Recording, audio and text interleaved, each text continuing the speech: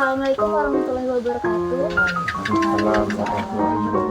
Perkenalkan, kami dari mahasiswa Fakultas Hukum Universitas Antakusuma semester 7. Di sini kami ingin melakukan penyuluhan mengenai izin usaha pada UMKM rumah makan khususnya. Nah, jadi di sini kami ditugaskan oleh dosen kami, dosen pengampu kami, yaitu Ibu Putri Ayi Winarsasi SH MH MKN.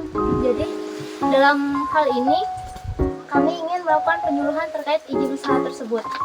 Ini ada brosur, di mana brosur ini memberikan informasi yang sedikit penting. Mungkin kita mulai saja dari Saudari Putri. Oke, nama saya di sini akan menjelaskan pengertian izin usaha.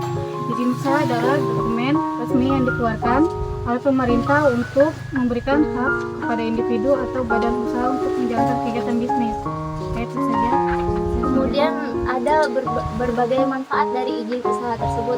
Mungkin bisa dijelaskan oleh Saudara Putri. Terima kasih untuk saudari setelah memberikan kesempatan untuk saya berbicara. Untuk izin usaha ini ada beberapa manfaat ya, Bu. Pertama tuh legitimasi hukum izin usaha biar bisnis Anda sah di mata hukum. Satu, tanpa izin usaha dapat dianggap ilegal dan potensi dikenakan sanksi hukum seperti denda dan penutupan usaha. Kemudian kepercayaan pelanggan, kepercayaan masyarakat dan mitra izin usaha meningkatkan kredibilitas bisnis di mata pelanggan, para investor, penyumbang dana dan mitra usaha. Mereka lebih cenderung bekerjasama dengan usaha yang sudah terdaftar untuk secara resmi berizin. Tiga, akses ke fasilitas pemerintah lebih banyak. Ini ada program pemerintah, terutama bantuan UMKM, insentif pajak atau pelatihan. Hanya bisa diakses oleh bisnis yang diizin usaha. Kemudian ada pengelolaan keuangan dengan izin usaha.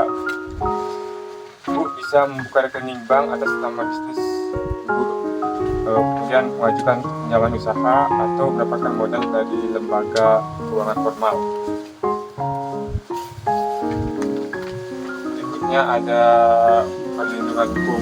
Izin usaha dilindungi izin usaha dari resiko hukum seperti sengketa atau klaim yang berkaitan dengan aktivitas bisnis. Bisnis yang berizin juga lebih mudah mendapatkan asuransi. Kemudian ada kepatuhan pajak izin usaha seperti NPWP badan usaha membantu memastikan kepatuhan terhadap kewajiban perpajakan, menghindari masalah hukum di kemudian hari. Kemudian ada ekspansi dan skalabilitas bisnis izin lebih mudah untuk berkembang, masuk ke pasar internasional. Bila usaha sudah semakin besar, bisa dengan zaman sekarang yang bisa dengan menggunakan perangkat media sosial untuk ekspansi bisnisnya, promosi secara global, dan mengikuti tender atau menjalin kerjasama dengan perusahaan besar. Tanpa izin usaha, bisnis rentan terhadap berbagai risiko, kepercayaan yang rendah, dan keterbatasan akses ke peluang yang lebih besar. Nah, karena itu, izin usaha adalah langkah penting membangun bisnis yang berkelanjutan secara berterusan. Tadi kita sudah mendapatkan manfaatnya, maka kita akan mendapatkan dampaknya apabila warung makan tersebut tidak mendapatkan izin atau tidak memiliki izin. Silakan Saudara Putra. Baik, terima kasih. Dampak jika warung makan tidak memiliki izin usaha. Warung makan yang tidak memiliki izin usaha yang sah dapat menghadapi berbagai risiko hukum dan masalah lain yang berpotensi merugikan pemilik usaha. Beberapa risiko hukum dan konsekuensinya yaitu yang pertama ada sanksi administratif, yaitu denda. Pemilik usaha dapat dikenakan denda administratif sesuai dengan peraturan daerah atau undang-undang terkait. Ada juga peringatan tertulis. Pemerintah daerah atau dinas terkait dapat memberikan peringatan kepada pemilik usaha untuk segera mengurus izin. Ada juga penutupan sementara atau permanen. Jika peringatan tidak tindakan warung makan dapat disegel atau ditutup oleh pihak berwenang. Yang kedua ada resiko penegakan hukum. Tindak pidana beroperasi tanpa izin usaha yang sah bisa dianggap sebagai pelanggaran hukum dan berpotensi dikenakan sanksi pidana sesuai peraturan yang berlaku. Penyitaan aset, barang atau peralatan usaha dapat disita sebagai bagian dari tindakan penegakan hukum. Dampak yang ketiga yaitu kesulitan dalam penyelesaian sengketa. Jika terjadi masalah hukum dengan pihak ketiga, yaitu konsumen atau pemasok atau mitra bisnis, usaha tanpa izin sulit mendapatkan perlindungan hukum karena dianggap ilegal. Dampak keempat yaitu pajak dan keuangan. Tunggakan pajak, usaha tanpa izin tidak terdaftar di sistem perpajakan sehingga jika terdeteksi, pemilik bisa diwajibkan membayar pajak yang tertunda beserta denda. Pemeriksaan fiskal, badan pajak bisa melakukan investigasi mendalam yang mengakibatkan beban finansial. Dampak kelima yaitu gangguan dari aparat atau pemerintah. Razia dan inspeksi, pemerintah daerah sering melakukan razia atau inspeksi terhadap usaha yang beroperasi tanpa izin. Kerugian operasional. Razia dapat mengganggu operasional harian warung makan yang berdampak pada kerugian pendapatan. Yang keenam, tidak dapat mengakses fasilitas resmi. Misalnya kredit usaha, warung makan tanpa izin usaha tidak dapat mengajukan pinjaman atau program bantuan pemerintah untuk UMKM. Ada juga program subsidi, tidak bisa dimanfaatkan subsidi, pelatihan atau fasilitas yang disediakan pemerintah bagi usaha kecil dan besar. Dampak ketujuh yaitu resiko lingkungan atau kesehatan. Penalti atas pelanggaran lingkungan. Jika ditemukan bahwa warung makan melanggar regulasi lingkungan atau kesehatan seperti pembuangan limbah yang tidak sesuai, sanksi tambahan dapat dikenakan. Tuntutan konsumen tanpa izin. Jika ada masalah seperti keracunan makanan atau keluhan lainnya, pemilik usaha dapat lebih mudah digugat oleh konsumen. Sekian dari saya, Bu. Terima kasih. Saya kembalikan kepada moderator. Kemudian di sini saya akan menjelaskan bagaimana sih caranya membuat izin usaha rumah makan. Yang pertama kita harus memiliki NIB dulu. Nah, ada cara-cara dalam melakukan izin dalam membuat NIB, yaitu pertama persiapkan dokumen dan informasi yang dibutuhkan dulu seperti KTP, nomor pajak, NPWP pribadi. Kalau misalnya untuk badan usaha itu ada akta pendirian perusahaan yang telah disahkan oleh Kementerian Hukum dan HAM. Terus ada nomor pokok wajib pajaknya, KTP elektronik pemilik atau penanggung jawab usaha. Informasi tambahan terkait usaha seperti jenis usaha, lokasi usaha, dan jumlah tenaga kerja. Kemudian ada langkah kedua yaitu melalui akses portal OSS, di mana kita itu sekarang udah adanya kemajuan teknologi, kita bisa tuh daftarnya lewat link melalui akun link OSS di oss.go.id.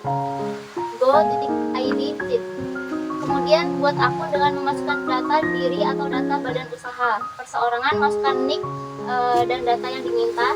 Kalau untuk badan usaha masukkan data legalitas seperti NPWP dan akta perusahaan.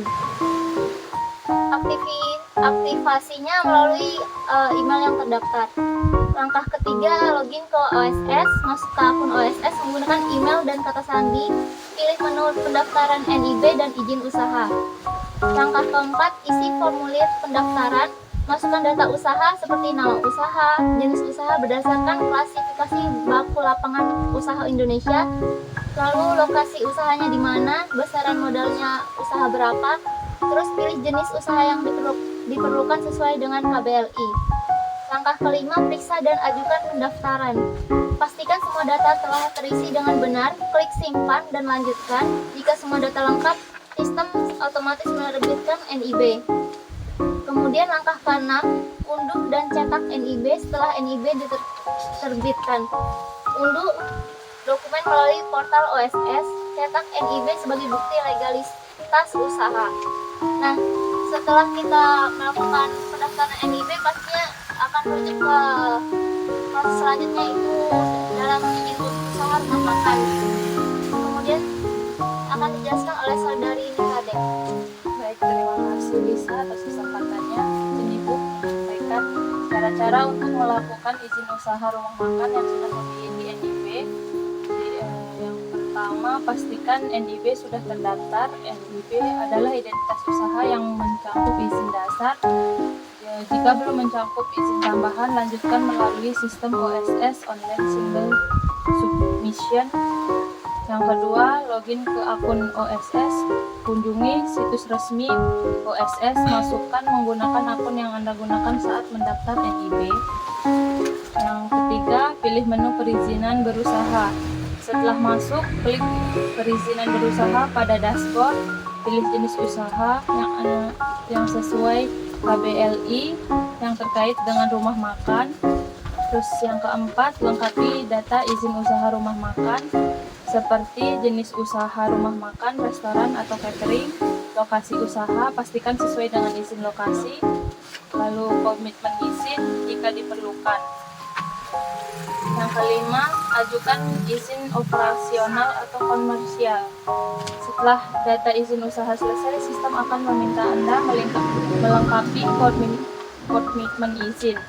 Izin lokasi jika diperlukan, bukti bahwa lokasi usaha sesuai dengan peruntukannya dalam rencana tata ruang wilayah (RT RW). Izin lingkungan dibutuhkan jika rumah makan menghasilkan limbah seperti air limbah atau sampah organik. Izin bangunan jika Anda menggunakan bangunan untuk kegiatan komersial, pastikan bangunan sudah memiliki izin bangunan yang sah. Yang keenam, ada sertifikasi dan validasi oleh instansi terkait.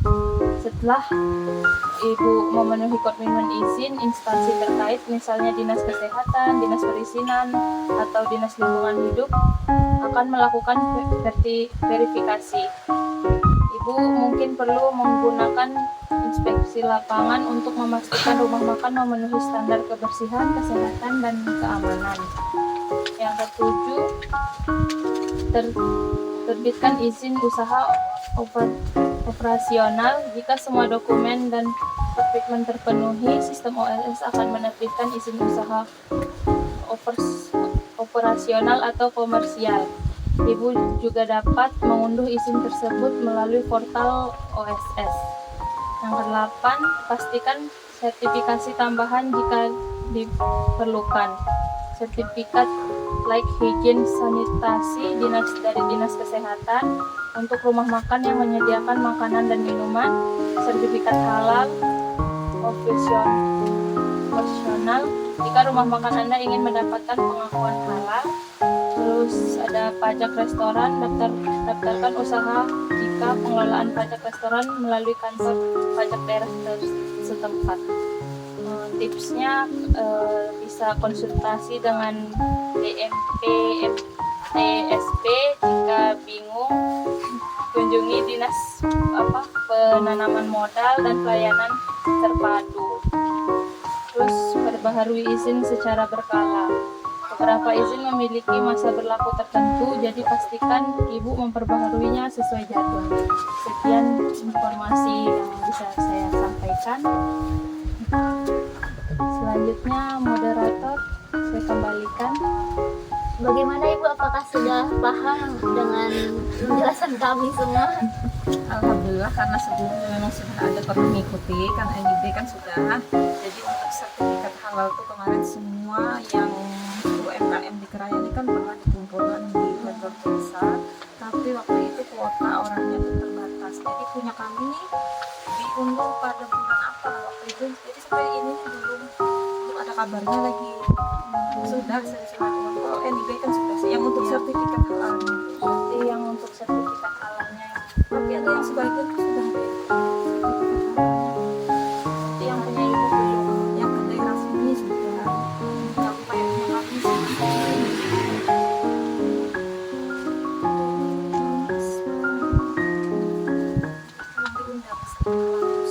sampai yang namanya cuma apa minum-minumnya kayak kedai rasmi itu kan Harus ada ini ya.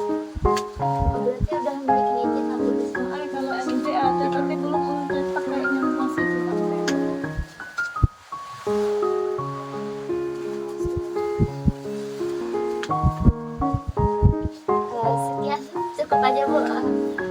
Terima kasih udah mendengarkan kami. Bu, maaf juga kalau misalnya kami ngerepotin, kayak menyita waktu ibu. Disuruh sering-sering. Oh itu aja sih.